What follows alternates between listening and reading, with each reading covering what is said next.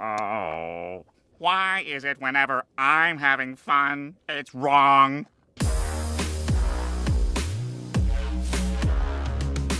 What's going on, guys? Logan JYA here. We got the undefeated DRYTRON deck profile. We're gonna dive right in. Let's check it out. All right, everybody, we're gonna start things off with the main deck. You know how we do. We got triple copies of Alpha, triple copies of Zeta, triple copies of Gamma, triple copies of Delta, and then triple copies of Nu 2. The golden ratio has been thrown out the window. You just want to play as many names as possible. So we got all of them maxed out in a 44 card build. So I really love these numbers. You also got to play the YuGiOh, the honorary extender. It's so good. I feel silly for not playing in this in some previous builds. And then for the rituals, we got the one Dad and the one Draconids. You need to play both, especially in a build like this. We're also doing 2 copies of Ben 10 and 2 copies of Diviner. Maybe this is the new golden ratio. I'm enjoying it. I'm enjoying playing it this way, and you'll see why as we go through the list. We also play the 1 copy of the Vanity's Ruler, especially good for playing around certain hand traps. If you get hit and you need to change or modify your end board for the game plan, the 1 Vanity's Ruler is the way to go. Next, we also got 1 copy of Lancey on the main deck, so we can absolutely blow out Malice, even going into game 1. Then we also got for the spells, triple copies of Nova, no surprises there, 2 copies of Fafnir, and the 1 copy of Medionis, greatest cards in the universe. Triple copies of the consistency card, Cyber Emergency, and the honorary DRYTRON being Foolish Burial. I'm not playing 1 for 1, didn't really feel like I had room for it. Triple copies of Forbidden Droplet, 2 copies of Book of Eclipse, and 2 copies of Dark Ruler No More for the non-engine spell cards. Big blowouts, high impact blowouts are the name of the game because we can fight through boards, and with this build we can also fight through hand traps. So I think that playing the blowouts is the way to go. Wasting slots on hand traps is not the way. Even the Charmies and the Chummies, I don't think you play them in this deck. And then finally, for the main deck, 2 copies of Thrust, or excuse me, 2 copies of Talent, and 1 Call by the Grave. Moving through the extra deck, we've got the mighty 2 copies of Moy Beta, follow along with the 1 copy of Fuko, absolutely mandatory, especially with our side deck. We've got the Downward Magician for the Big Daddy Zeus Plagues, and that's it for the Exceeds.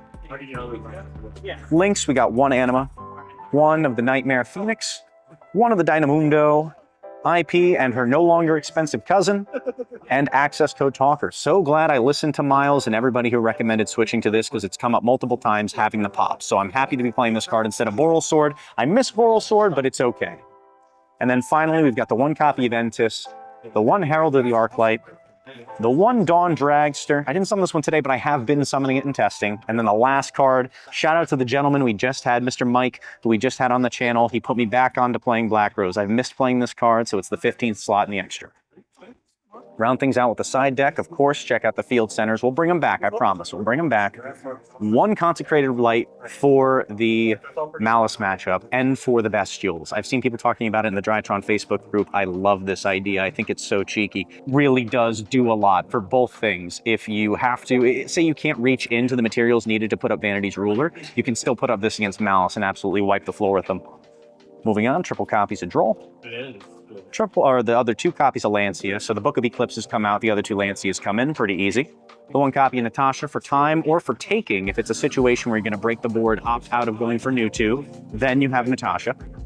We also play the Thrust with a ton of different targets, being Feather Duster, Evenly Matched, Dimensional Barrier, and Harpy's Feather Storm. Big time, very, very valuable play with so many people playing Shifter, and there still being the potential to get blown out by hand traps. This gives us yet another alternate win condition. Final cards in the side are the Magic Key package. Again, Fiend-Smith matchups bring this in, blow out the entire engine. When you're going first and building your board, back up your board with this, and then blow out the fields, blow out the entire Fiend-Smith engine with this. All right, that's gonna be everything for the profile, guys. Let's round this thing out.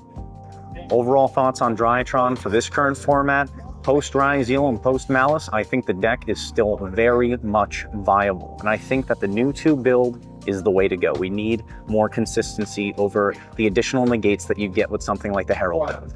Again, double Eva, it doesn't do much for us. So if you're thinking about playing that build, let me be the first to tell you to steer clear. That's all I got today. Logan JYA, sign off. Have a great day. I'll see you beautiful people later.